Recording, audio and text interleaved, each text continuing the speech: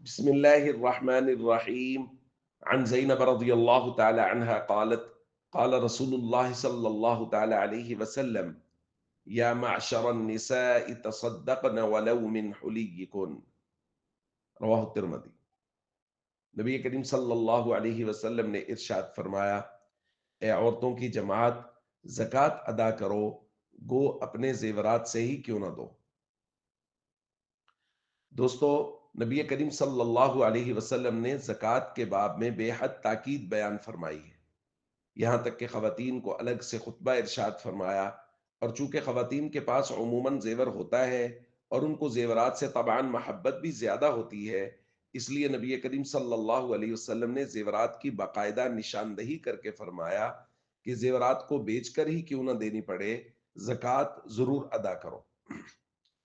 آج ہم ان چیزوں کا بیان کریں گے جن چیزوں پر زکوٰۃ لازم ہے۔ یاد رکھیے، بنیادی طور پر جن چیزوں پر زکوٰۃ لازم ہے وہ چار چیزیں ہیں: سونا، چاندی، مال تجارت اور نقدی۔ تفصیل اس کی یہ ہے کہ اگر کسی آدمی کے پاس صرف سونا ہے، یعنی نہ چاندی، نہ مال تجارت، نہ نقدی، تو جب تک وہ 7.5 تولہ نہیں ہوگا زکوٰۃ لازم نہیں ہوگی۔ اور اگر کسی آدمی کے پاس صرف چاندی ہے، یعنی نہ سونا، نہ مال تجارت، نہ نقدی ہے، تو جب تک یہ 52.5 تولہ نہیں ہوگی زکوٰۃ لازم نہیں ہوگی۔ رہا مال تجارت اور نقدی، تو اس کے لیے معیار قرار دیا گیا ہے 52.5 تولہ چاندی کی قیمت کو۔ یعنی اگر مال تجارت 52.5 تولہ چاندی کی قیمت کو پہنچ جائے، یا نقدی جو اپنے پاس موجود ہے وہ 52.5 تولہ چاندی کی قیمت کو پہنچ جائے تو زکوٰۃ لازم، ورنہ زکوٰۃ لازم نہیں ہے۔ آج کی تاریخ میں جب ہم یہ درس ریکارڈ کر رہے ہیں تو 52.5 تولہ چاندی کی قیمت 7,10,000 روپے بن رہی ہے۔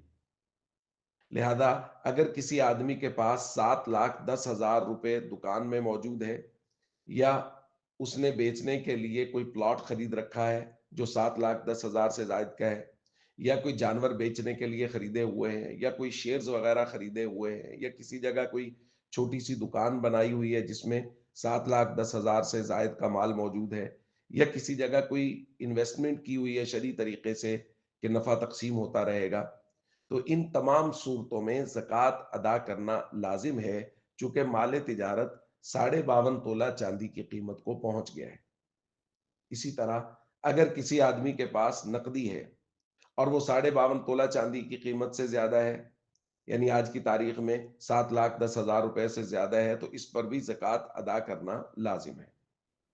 جب لفظ نقدی بولا جا رہا ہے تو اس سے مراد وہ پیسے ہیں، یعنی وہ کیش جو آپ کے پاس موجود ہے، اسی طرح وہ پیسے جو کسی بینک اکاؤنٹ میں پڑے ہیں، جو کسی ایزی پیسہ جیز کیش اکاؤنٹ میں پڑے ہیں، یہ سب اس میں شامل ہیں۔ لہذا اس حوالے سے جب بھی ہم زکوٰۃ کا حساب کریں گے تو ہمیں ایک چارٹ بنانا چاہیے۔ مثال کے طور پہ اس میں ہم یہ چیزیں لکھیں گے کہ ہمارے پاس، کسی بھی مرد یا عورت کے پاس، سونا ہے 5 لاکھ روپے کا، چاندی ہے 1 لاکھ روپے کی، مال تجارت 2 لاکھ روپے، اور نقدی بھی 2 لاکھ روپے۔ تو یہ ہو گیا 10 لاکھ روپے۔ اس کے بعد ہم نے دیکھنا ہے کہ ہم نے مارکیٹ سے جو قرض لینا ہے، لوگوں کو جو دے رکھا ہے مال وغیرہ، وہ کتنے کا ہے۔ تو مثال کے طور پہ وہ بھی 1 لاکھ روپے کا ہے، تو یہ ہو گیا 11 لاکھ روپے۔ اب زکوٰۃ ادا کرنے سے پہلے ہم نے وہ قرض نکال دینا ہے جو قرض ہم نے لوگوں کو واپس کرنا ہے، یعنی مال لیا ہوا ہے لوگوں سے یا کوئی پیسے قرض لیے ہوئے ہیں۔ تو مثال کے طور پہ وہ قرض ہے 2 لاکھ روپے، تو وہ 2 لاکھ روپے ہم نکال دیں گے۔ اب یہ رہ گیا 9 لاکھ روپے، تو ہم 9 لاکھ روپے کی زکوٰۃ ادا کریں گے۔